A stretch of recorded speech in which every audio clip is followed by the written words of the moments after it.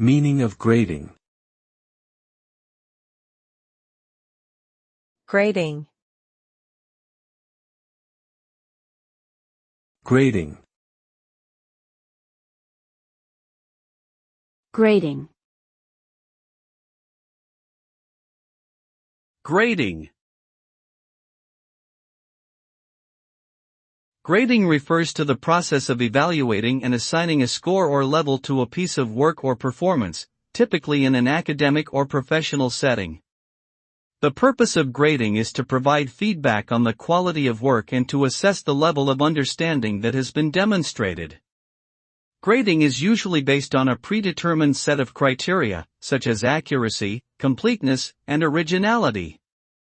The results of grading are used to determine whether a student has met the requirements of a course or program, and can also be used to gauge their progress over time.